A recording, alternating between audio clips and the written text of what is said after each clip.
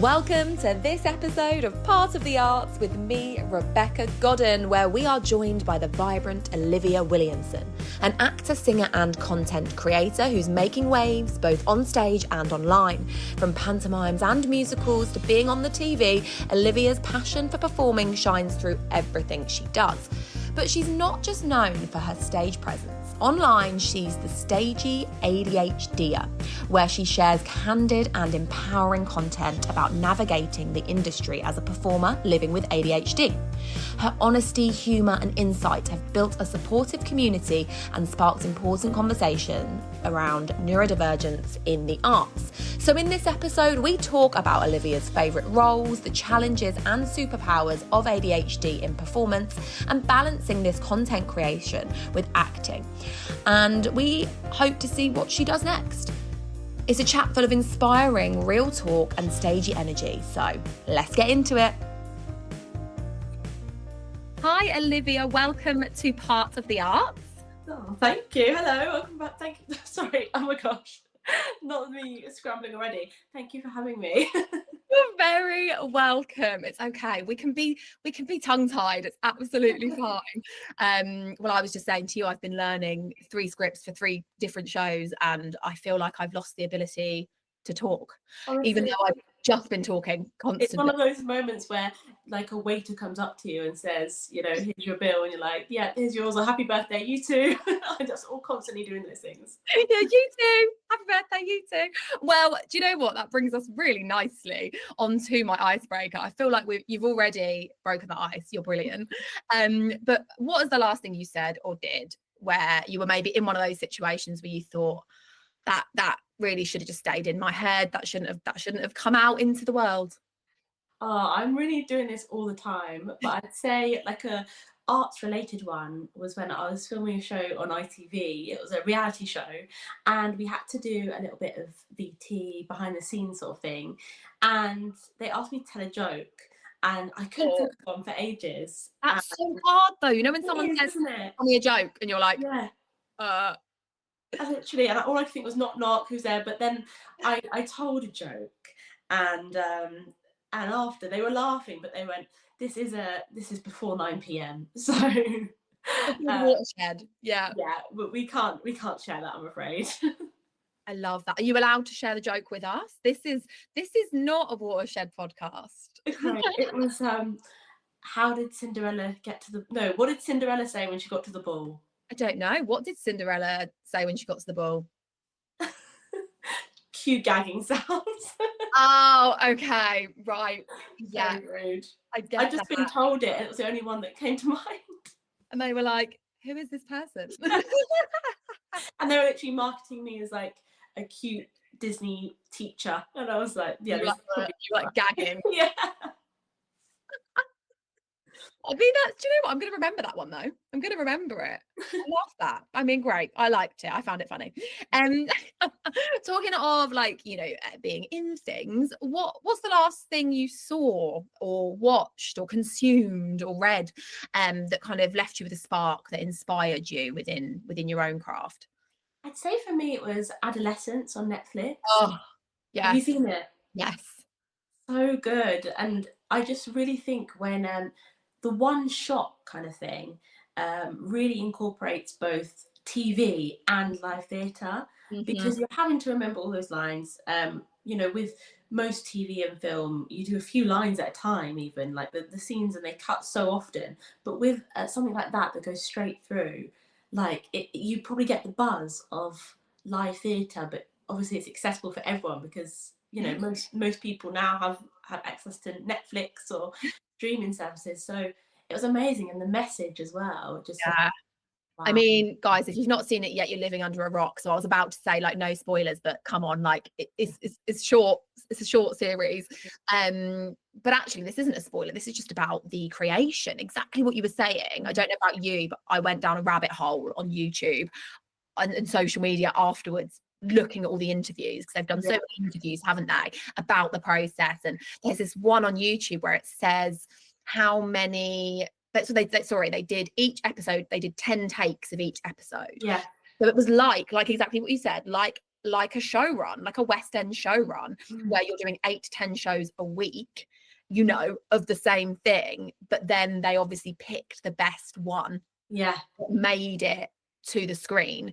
And the YouTube series on it, or the interview on it, basically tells you which episode, which shots made each episode. So Yeah.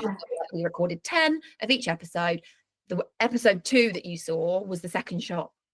Which is just amazing, isn't it? Incredible, isn't it? That they just kind of, and like you said, the actors themselves said they felt like they were in a play, they were fully immersed in it, and all of those emotions that they got to in the end of each episode was raw, because you're feeling it. And I loved, I'm mainly a theatre and stage performer. I don't do a lot of screen acting currently. It was just great, I think, for the masses to understand the process. Yeah. We told the process of how a play works and how actors perform, not for TV, not for film. Do you know what I mean? Yeah, it was funny actually watching a lot of these interviews. I watched the one on this morning, and they had such a focus on remembering all those lines. Yeah. But really, most actors can learn lines. You know, they had a long time to rehearse and everything like that. The talent was not necessarily in the memory skills. It was in the emotion, like you said, and being in that character, and sympathizing with those different emotions that the character felt, really. Yeah, it was the immersion, wasn't it? It was good. It was, you know, fully feeling it and being exhausted from doing all those takes, but that also layered their performance. And I just loved it. But yeah, it did make me chuckle a little bit though, when everyone, you know, on socials kept being like, oh, it's just like a play, and how do they remember it all? And I'm like, well, yeah, that's what theatre performers do on a reg. Yeah. A lot of the time we do it for not even like a full West End run. It will be a few shows, if that, and then it's done, and then you're on to the next thing. You're like, even for auditions, sometimes having to learn 5 sides in like a day. Exactly. And then you're like, at least with this one, yes, they had to remember a lot. Yes, they shot it like 10 times and took the best take, but it's there forever. Yeah, exactly. And thank God it's there forever, because it was beautiful. It was challenging, heart-wrenching, but beautiful and important, like you said. Yeah, if you've not watched it, guys, like, you need to watch it, because especially guys, actually. Yeah.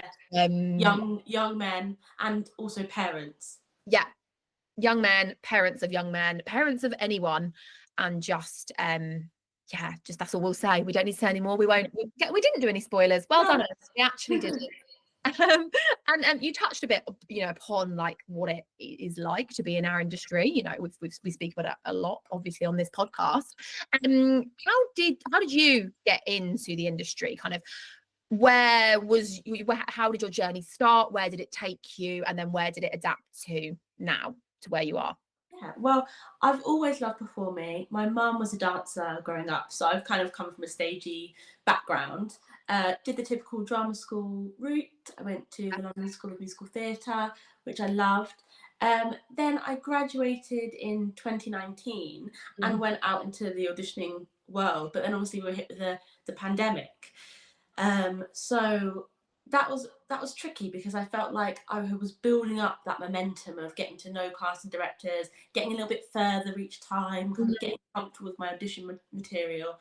And then, as for every performer, the COVID really just kind of set back all that progress that I've made. And that was a real hard thing for all of us, really. And it kind of made me go back to the drawing board and think, so much of my kind of self-worth and kind of purpose came from performing, and that wasn't really an option anymore. I really had to think about what to do and find myself, as cliche as that sounds. Not at all. I think a lot of us got forced to do that, didn't we? To internally look within. Exactly. And that was helpful in a way, because when I then started auditioning again a few years later, I just found it so much easier, because the pressure wasn't on. I was kind of like, this is me, let's see if I can do this, but if not, I've got my teaching, I've got this, I've got that. And yeah, I then in 2021 got my first role. I played Belle in Beauty and the Beast in a panto, and it kind of went upwards from there. Obviously as you'll know, not many people are lucky enough to go from big job to job to job to job.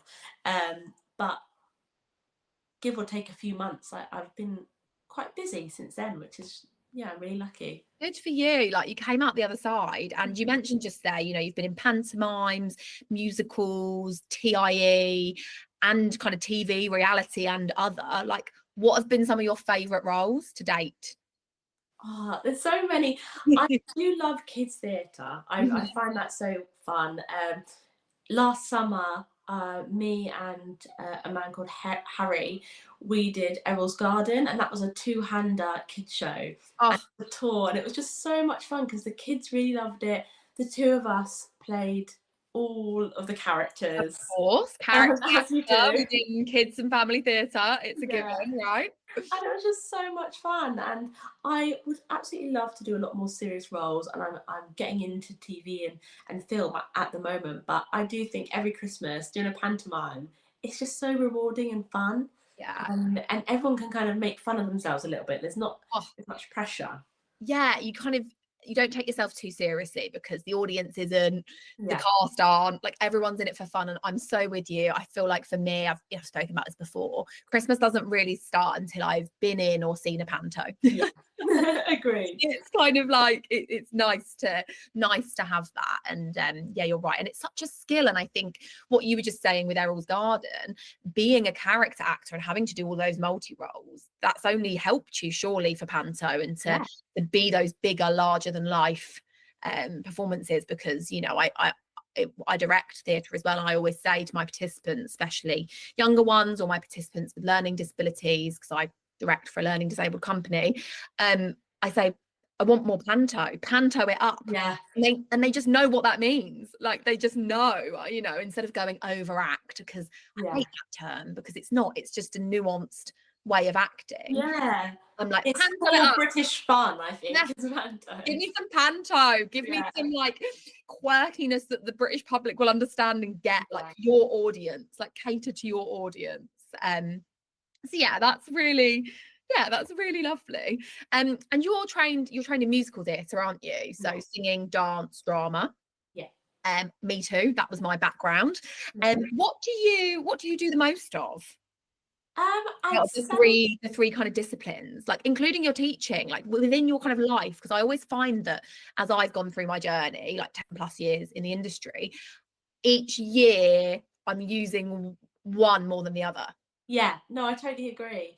I'd say generally speaking, singing is what I do the most. I've been in some like bands, and I gig as a solo singer as well as kind of being in musicals. I used to be a singing teacher on the weekends as well. So that was probably what I was doing, but now it's kind of switched to drama. I'm teaching more acting classes, Nice. bridging into kind of more TV and film, and also last Christmas was actually the first time I didn't do a panto. I did a play instead. Did you? Oh, nice. It was the first year in forever that I didn't do a panto. Yeah, and it's so weird. strange. And I really enjoyed it. It was acting. It was a Christmas play, which I did really enjoy doing something a little bit different. Yeah. So yeah, at the moment I'm quite acting focused. Good. Nice. That's great. But do you find that there is always one discipline that kind of takes the lead a little bit?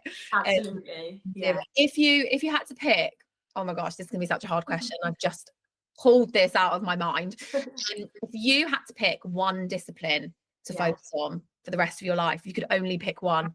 So hard. What would it be? That's so hard. I know, that was really mean. I just thought of it and was like, I just feel like I want to know.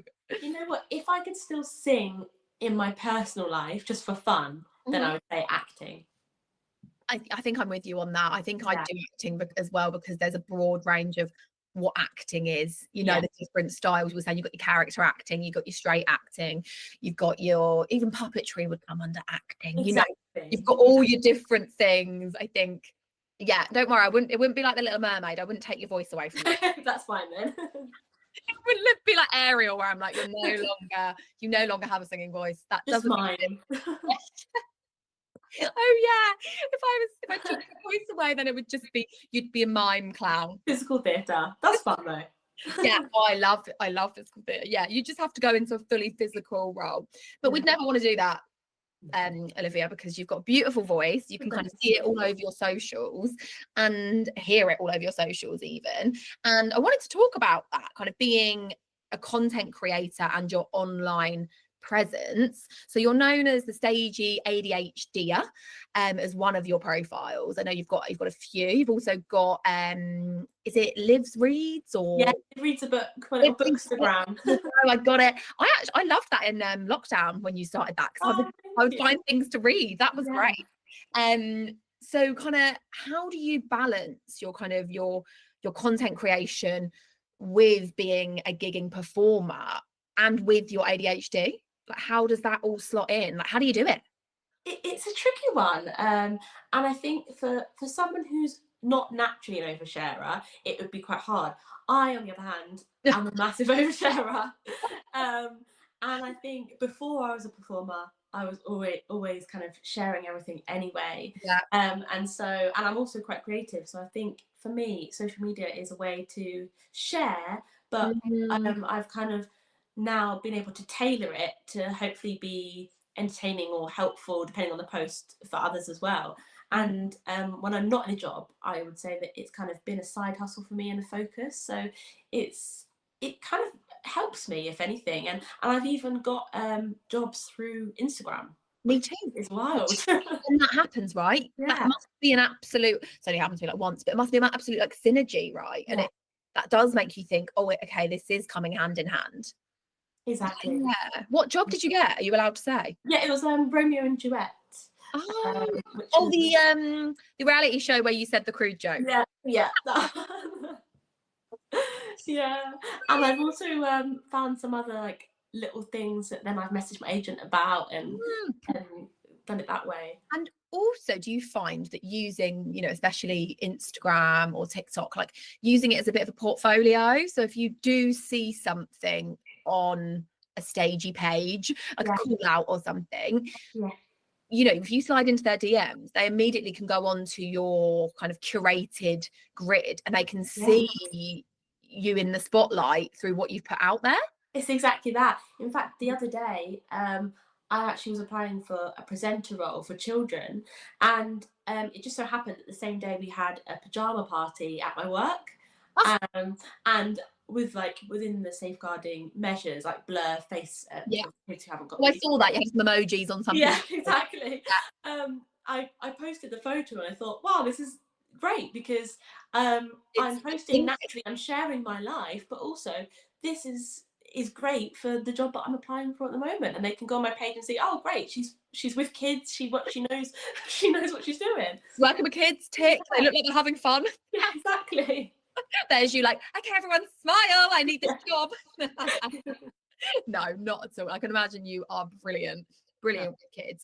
And then talking kind of about the Stagey ADHDer, and what inspired you to start sharing your experiences, like, you know, again, nichely as a performer living with ADHD? Like, can you talk us through that? I know it hasn't been, you know, that long since you got your diagnosis, so if you feel comfortable to, would you kind of share that journey with us from diagnosis to how, one, the diagnosis helped you, and two, to kind of how the content creation has formed from that, and how that's also helping you and others? Yeah, well, I've always been kind of quite passionate about sharing about mental health, and on social media it's always kind of like the highlights, and like I'm always happy. So in lockdown, obviously a lot of us struggled with, you know, emotions and mental health, so I was always kind of sharing my mental health journey on my socials anyway, but then it did get to a point where I was just really struggling and I didn't have any kind of explanations.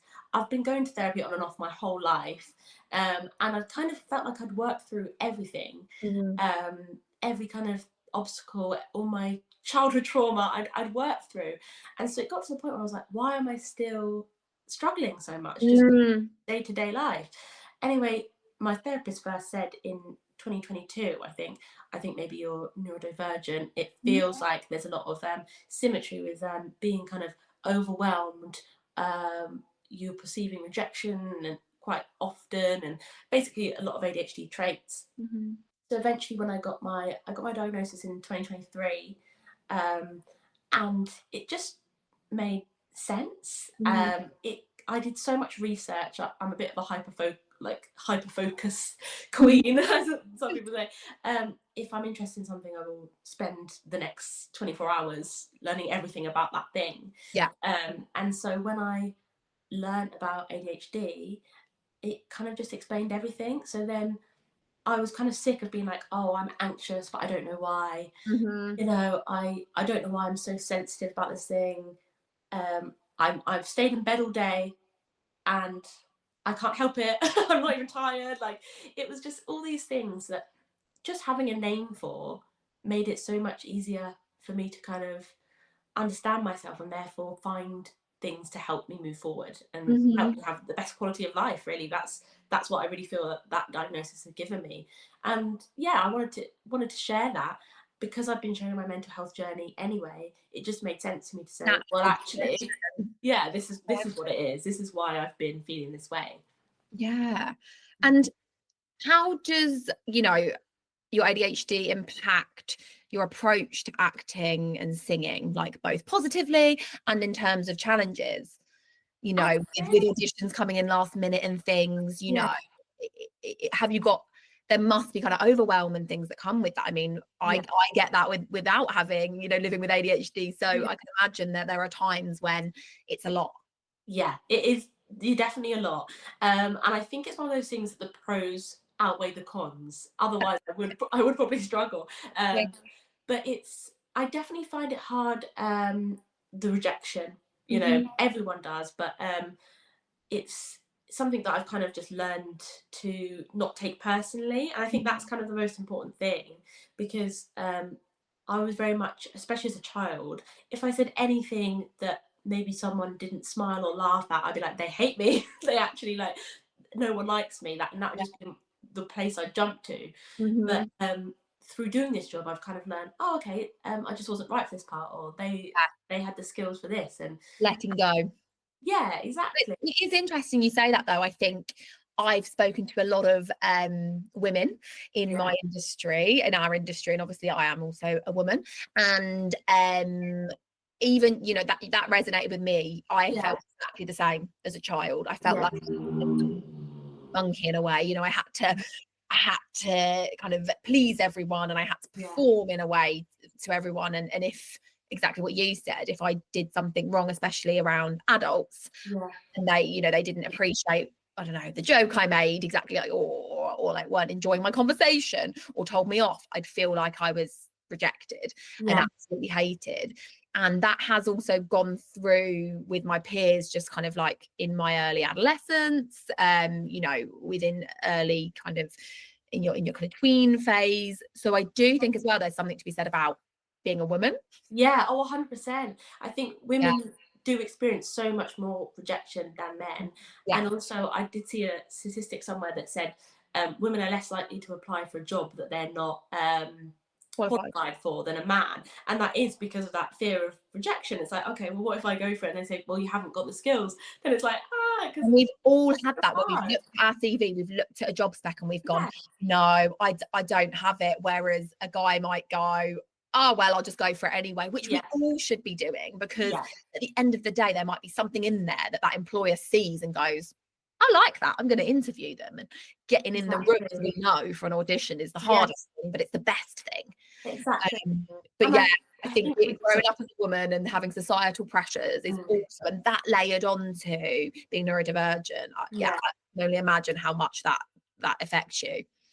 I think it's the difference, I think, with general rejection and then the neurodivergent side of it, especially with ADHD, is that everyone experiences that rejection, but it's kind of how a person can deal with it. So for example, I have RSD, rejection sensitive dysphoria, and that's like when I do receive or get rejection, it's this like intense emotional pain that just makes me shut down, and then I can't even like get out of bed or do day-to-day tasks, because I'm just kind of like paralyzed in that kind of, well, that low mood and that fear of kind of no one likes me, and it's kind of a physical manifestation. Yeah. And that It consumes you, like it yeah, can't wash over you. It is like in you. yeah.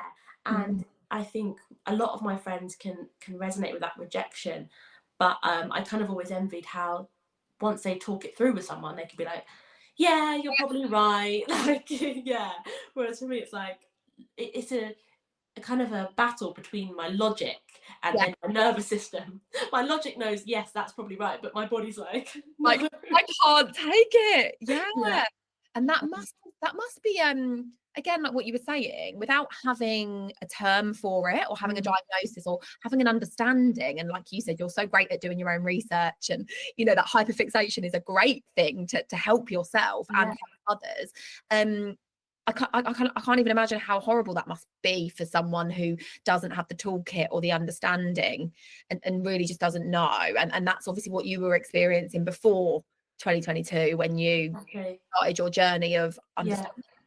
Exactly that. And yeah, now I do have those tools. I just found it so much easier to kind of compartmentalize and let go and move on from that rejection, or because sometimes it is just my brain and how it works, kind of give myself the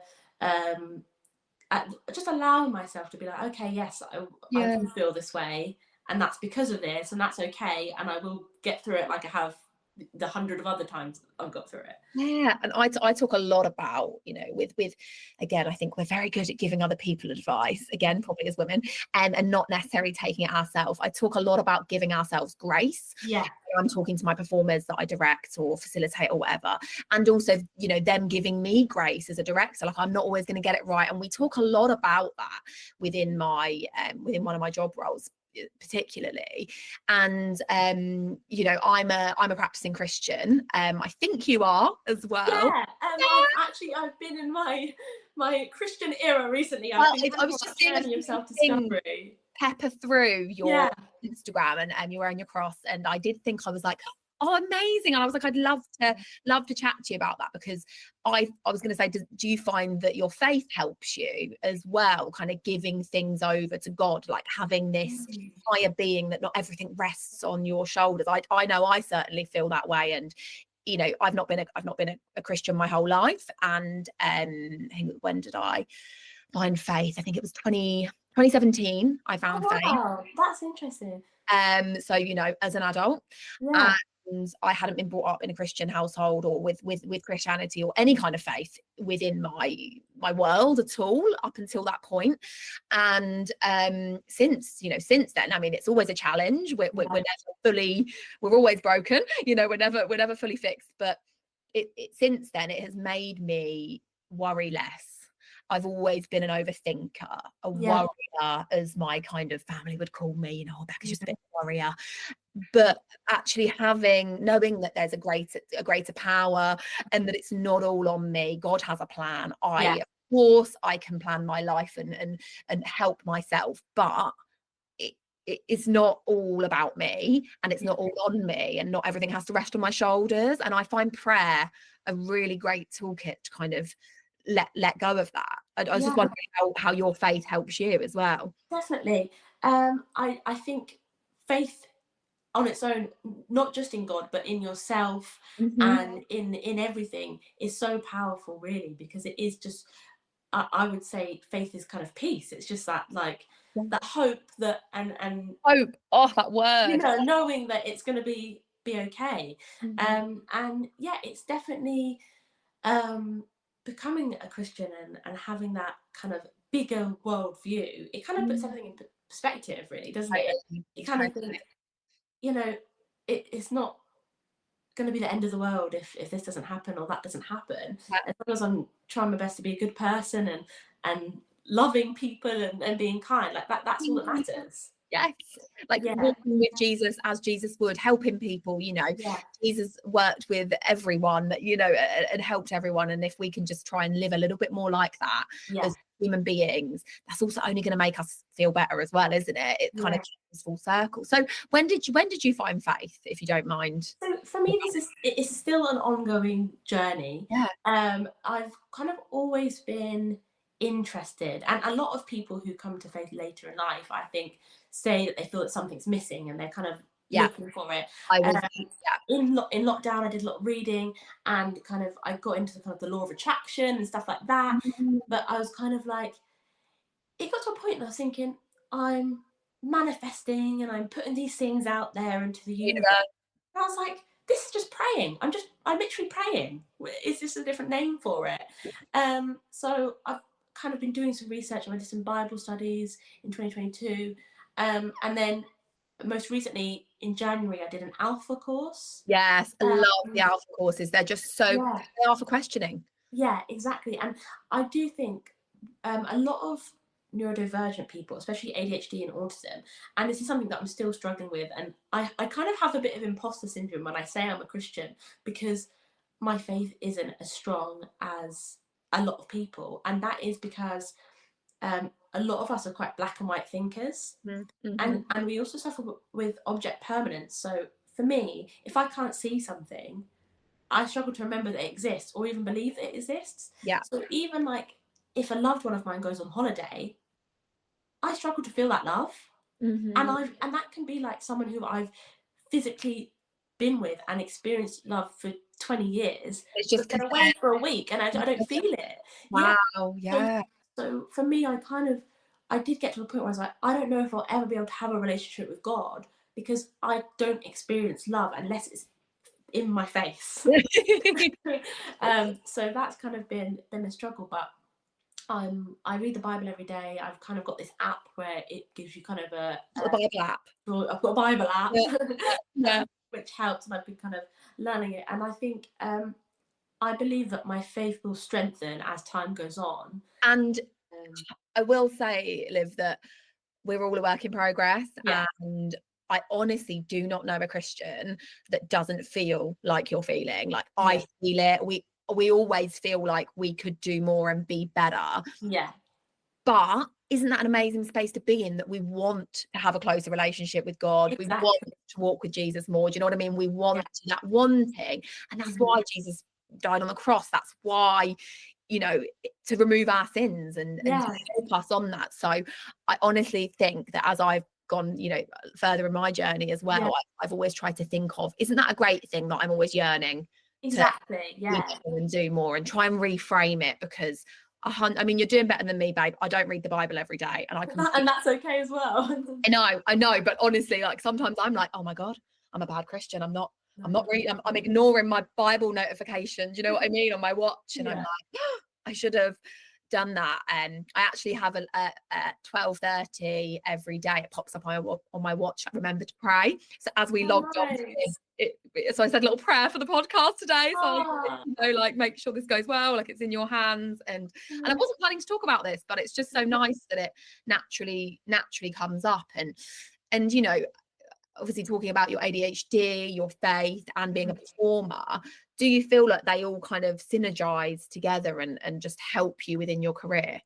Yeah, I think they're starting to. Like I said, that my journey with faith is quite a recent one. Especially, I'd say I've only really been taking it seriously this year. That's exciting. That's so exciting. It's exciting, and I also think that that's partly due to like a world misunderstanding of the faith. I know people will have different views about it, but for me, like, I don't know about you, but as a performer, we're very much around people who are quite open-minded, and I'm very open-minded. I'm an ally to the LGBT community. I'm kind of very much accepting of everyone and however they identify and what they believe in. And I thought that by saying I'm a Christian, people would think that I'm like kind of, it's hard to explain, but like very much like right wing, this must be the way that you live, and this is, and it kind of shows what I believe in, when actually it isn't that. And now I've kind of learned more about it. It is about love, and like the main thing is like love God, love others, like, and everything else is acceptance. Again, we said, you know, Jesus surrounded himself with tax collectors who were absolutely ostracized in those times, with prostitutes. Those were his disciples, his friends. Those were his inner circle. Like if the person that literally died for our sins does that, Shouldn't we be doing that? And I feel exactly the same as you. And I think it's super, I'm so glad we're talking about it, because I think it is super important, because there is a societal perception of faith in general, not just Christianity, of faith, of multiple, you know, any faith, that if you are religious, again, I think the word religion is a very loaded. I think faith and religion are different.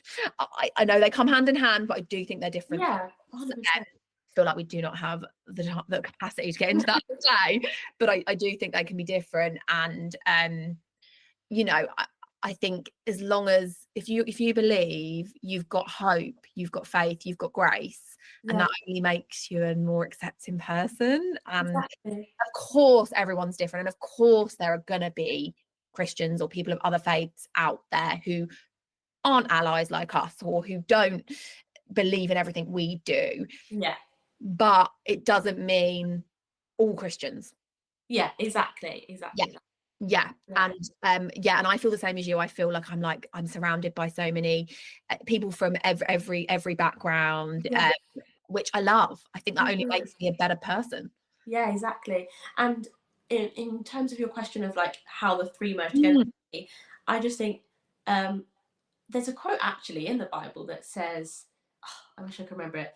It's just something about wisdom and how important wisdom is. And I think so, having faith, and then also knowing my brain and how it works, and being neurodivergent, and then those two things actually help me with my career, because I think I've got so much to learn still, but the more rounded you are as a person, and the more wisdom that you have, the better you are at a job, and any job. 100%. And if you ever want to talk about faith, you know where I am. Like, if you ever want to just check in about anything, I know I still class myself as a new Christian, so I don't know when I'll ever feel like I'm not. But like, please do chat. So I'm so excited for you that you're like in the infancy of this journey, because it's a lovely place to be. And your content that you share kind of online, and like you're sharing a bit more about your faith, I've picked up on that. You're really good, Liv, at resonating with people. What has the response been like from others in the industry, especially those with ADHD? What's that been like? Have you had many responses, many chats? It's honestly been amazing. I feel so honoured and emotional, actually. I receive a lot of messages kind of saying thank you for what you're doing, like I know that like I'm a performer and I find these things hard, so seeing that I'm not the only person is great, and also seeing that someone who has ADHD or struggles with things can also be successful and complete a contract, which is something that a lot of people don't even think that they'll be able to do, because you know, with the impulsivity, the hyperactivity, or different things, maybe they struggled in school, and seeing me like do well gives them encouragement. So that means so much to me. And also my followers who aren't performers and who follow me just for my ADHD content, I've had lots of people say, oh, thanks to you, I got my ADHD diagnosis, which is amazing. And I think there's so much judgment in terms of people think, oh, everyone thinks they have it. But I don't think people would wait I was going to ask you on a 7-year wait list, or pay thousands and thousands of pounds for someone to say you don't have it. So it's like, it's the same thing as there was only like 5%, no, not even 5%, 5 people who were left-handed hundreds of years ago, and now there's someone who's left-handed in every class, just because it's okay to be left-handed. It's exactly spoken about, and it's accepted more. Exactly. I was going to ask you about that, actually. Have you had any negativity? So obviously it works both ways on social. No matter what you share, there is going to be the good, the bad, the ugly, right? There's going to be your trolls. So you've had all those positive things, which is just so gorgeous to hear and so great. But have you, on the flip side, have you experienced any negativity? Yes, I have. I think I'm very lucky that on Instagram I've built quite a nice community, so everyone's kind of quite friendly there. If I ever get a bad comment, I'll have people like, she didn't mean it that way, or whatever. I'll just delete it. Kind of. TikTok's a whole other beast. Everyone trolls on TikTok. Wherever you can't say anything right. I had someone kind of saying, "Oh, I've got polio," and you're going on about like being tired or not concentrating. And you were like, "Hun, I'm not talking about polio. I'm so sorry for you, but it's not a contest. This is completely separate. I'm not." No, I definitely do get get some hate. Mm. But I actually gave up TikTok for Lent. Did you? I Yeah. love that for you. Because it is kind of, it can be quite a toxic place. Not on it. So That's a my good thing because I'm addicted to it. so I was. So in lockdown, like everyone, I wasn't on TikTok yet, but I got onto it because I was Yeah. like, I was barely creating, I was just consuming. And even though there wasn't a lot to do in lockdown, you know, we all lost our jobs in the arts, but I was just consuming absolute trash, like rubbish. Like my algorithm started to be like, I was like, this is numbing my brain. I Yeah. am not, and I wasn't, and because it's so smart, I wasn't able to kind of tailor it to like better things to show Yeah. me anyway. So because also I was obviously getting that dopamine, I was enjoying it. Yeah. I was just like scrolling, and then I was like, right, I've got to delete it. And I went on it briefly again a couple of years ago and changed my TikTok to like a travel TikTok, and Okay. I was sharing like mine and Nick's journeys because we travel quite a lot. Yeah. And then I had to delete it again because I was uploading just quickly, but then I was just consuming rubbish. So I actually haven't been on it at all in the last few years. And my husband's in marketing and he keeps saying, you need to go on it for your podcast. Yeah. I'm like, I know, but I just can't bring myself to. Yeah. It's so hard. It got to the point where my boyfriend had literally been like, you've sent me about 50 TikToks today. And I was like, I didn't even know that I'd done that. I just scroll and send the ones I find funny. And I'm like, oh my goodness, I've literally sent 50 TikToks in one day. Like I've spent way too much time on it. So yeah, I thought that was actually probably, you know, it's not a traditional thing to give up Lent, but I thought it was probably the most useful for my life because actually it was consuming. How did you do? Did you do it? I'm still doing it, and I haven't been on it. Oh, well done. As in, like, you're still in it. I was going to say, I was like, have you cracked yet? No. Oh, well, I'll be praying that you continue. Thank you. With it. And do you know what? It might either change your entrance back into it, or you might decide. Do you think you'll ever decide to just drop it? I think I'll kind of do what you were trying to do in terms of I'll probably post on it still. Yeah. Try and not scroll.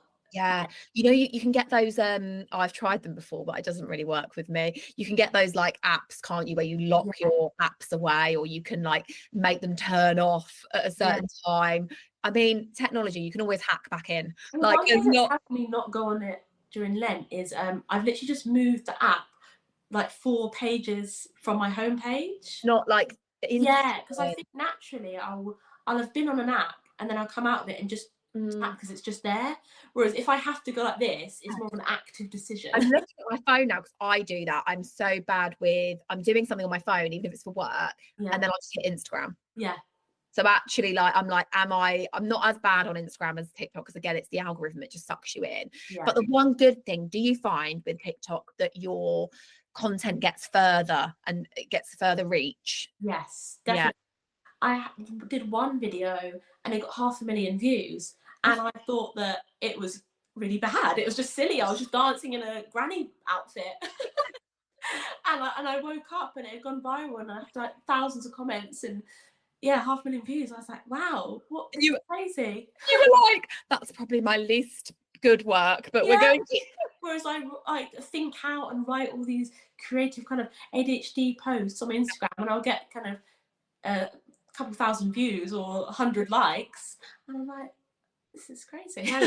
I honestly though, thing is, I find people love seeing a bit about your personal as well, don't they? Like, I do the same. I'm like, I'm going to curate all these kind of things that are actually about my craft and about my work, and then I put this really stupid reel up of me singing to my cat, and it was like in the morning, my voice was all crackly, I'd just woken up, and I was singing something at her, and she was just reacting in the most perfect way.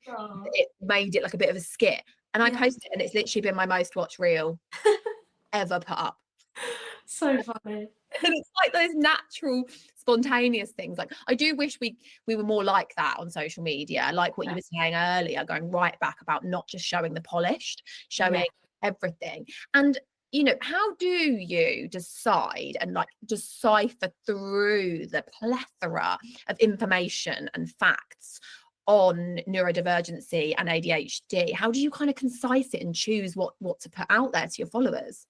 I think for me, I don't claim to be an expert, and I Mm. have had a lot of messages from people asking for like medication things. I have to say I'm not a doctor, like Wow. asking for advice on that. So for me, I'd say I first of all always come from a place of lived experience. Hmm. I would never kind of say, well, I try to avoid statements like all ADHDers Yeah. will always experience this. Yeah.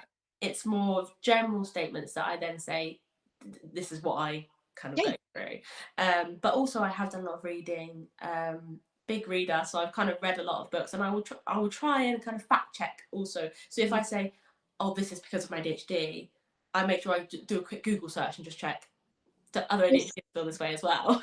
You're so good. That is like, yeah, you're so informed and you're so good. And I do find your content very easy to kind of digest Thank you. and kind of, yeah, pick up and relate to and things. And yeah, I just don't know how you do it. I don't know how you balance it all. But we'll put all of your social handles in the kind of the bio, in the bottom of your bio, in the information of this podcast, because yeah, I feel like lots of people are going to resonate with what we've spoken about today.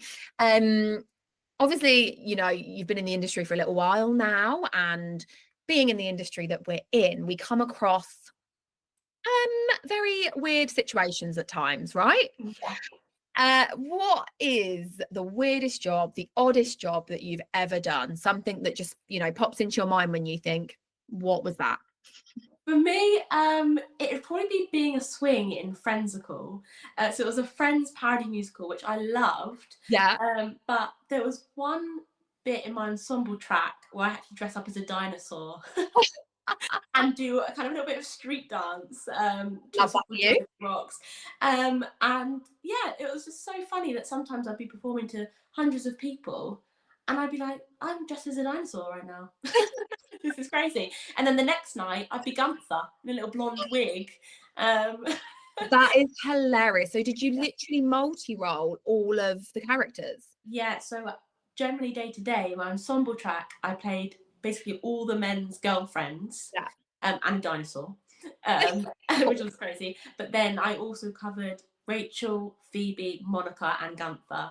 Oh my goodness. So you Yeah. also had a lot of tracks to learn. 5 tracks, and there was also 3 versions of the show. We had an hour version for a City of Culture festival. We did the Edinburgh Fringe, which Yeah. was I think a 90-minute version, and then we did a 2.5-hour version, which was on tour. A So 2.5 hour. Wow. yeah, so it was kind of like 15 versions of what I could do each night. And that was before I knew I had ADHD. So looking back, I don't know how I did it. You hyper focused and fixated. Yeah, just had to fight or flight. Yeah, you were just in it. Yeah. Oh my gosh. And you must think back to that time and think, if I knew what I know now, Yeah.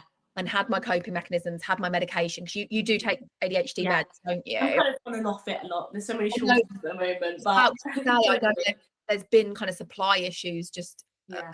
in general in the UK with medication. Yeah. God, how's that been, being like on off it? The adjustment periods, I'm actually on day 3 of being back on it. I'd say like the week before and after I either go on or off it can be a bit tricky, but then generally I do feel better on it, but I can also cope off it as well. It's kind of just aid rather than a necessity. Yeah, but good for you, like knowing that helps. And exactly what I was saying, going back to the kind of, if you knew what you knew now, Yeah. when you were in that performance, like what advice would you give, just kind of in a little nutshell on here, to performers with ADHD or who are neurodivergent, who are navigating our industry? I'd say go to therapy. That's such a big one because knowing your brain and talking things through just helps rationalize everything. Also, try not to take criticism too personally, and that sounds so simplistic to say, and it's easier said than done.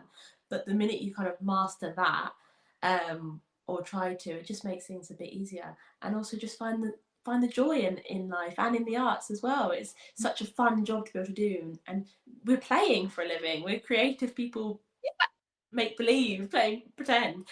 So just finding the gratitude and the thankfulness in that as well.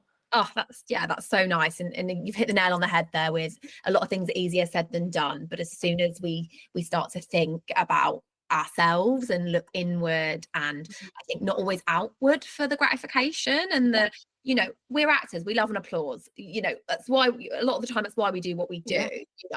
We love that instant gratification, but actually that's not real life all the time. And being able to find the gratification in other ways and within yourself, I think is like super important. And I promise, guys, everyone listening to this is not a self-help podcast. But I think it's just really nice to talk about, isn't it? And what's next for you in kind of your career and your content creation? Like what's next? So I am going to be in a show on BBC this summer. I can't say what it is yet, unfortunately, but NDA. Yeah, exactly. So stay tuned for that. Definitely kind of going into TV and film a little bit more. I'm also going to do a bit of presenting, so I'm gonna have a go at that. And finally, also I'm doing a podcast too. This is the first video in my podcast set, but it's nothing to do with the arts. It's actually going to be to do with a lot of empathy. So it's kind of interviewing different people based on something that people have a lot of stereotypes or misunderstand, and kind of leveling with that person and the audience in a way that people can understand and don't feel stupid. Because I think there's so much information, but sometimes it can be too boring to consume. Oh my gosh. Well, if you want to get me on for Christianity or anything like that, because that's one of the things that would probably fall into that, right? Yeah. I'd love to. That's so exciting. Do you have a name for it? Yeah. I do, but I haven't announced it yet. Oh, she's teasing us. She's not letting us have it. Well, before I put this episode out into the world, I'll let you know. And if you've got it by then, we'll write that in as well, and we'll shout about it. But obviously, if you follow Olivia on socials, you'll see the announcement and you'll see it. But that's so exciting. I think I adore it when people are creating podcasts, because it's such a fun way. I did learn and talk. Yes, and I did this for that. Like, isn't it so nice that we've got to reconnect? Like, I'm so happy that I've come across so many brilliant creatives in the industry, one way or another. Me and Liv actually met in London pre-COVID, doing some promo work, didn't we? Love it. And just get into, and we've kind of kept briefly in contact via socials with the odd like and chat, but it's just so nice to get a full 50 minutes together to talk about all things industry and all things life within that. So well done for taking the leap. I was sat on my idea for a podcast for a long time until I finally did it, and I'm so pleased I did. So I hope you are too. Oh, yes, 100%. It's been so great to be on your podcast. It's amazing. Thank you so much, for coming on to Part of the Arts. I hope you've had as much fun as I've had. I could literally talk to you all day. You too. Take care. Oh, thank you. Bye. Bye. Thank you so much for listening to Part of the Arts. If you enjoyed this episode or any of the others, please subscribe, share, and leave us a review. Also, we would love it if you could support this passion project by buying us a coffee. All the info is below. Thank you, and see you next time.